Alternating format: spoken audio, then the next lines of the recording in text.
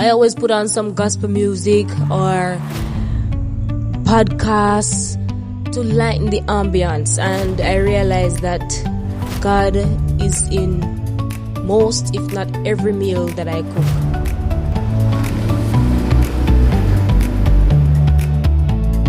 In the kitchen is my favorite place to be.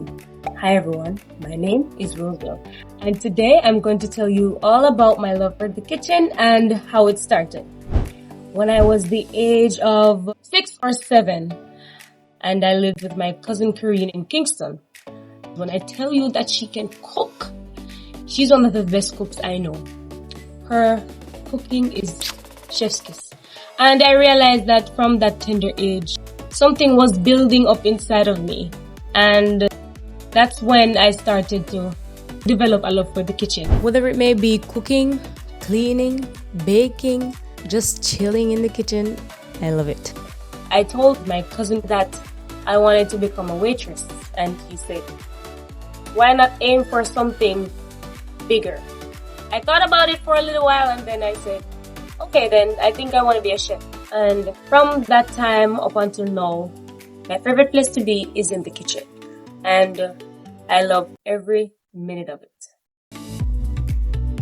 I remember many years ago, God told me that He's the one who is training me. And I can see that manifesting now, because I would not know what I would be doing, but everything always turned out good. And hearing others speak about it allows me to know that God was the one who did it.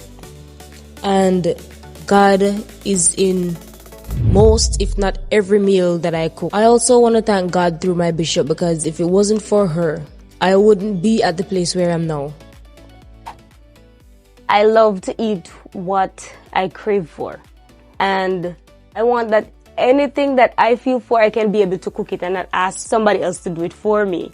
So that's one of the main reasons why I actually love cooking, because I love to experiment, I love to try new things. And I have a very unique palate, so that's why I love to do things my way.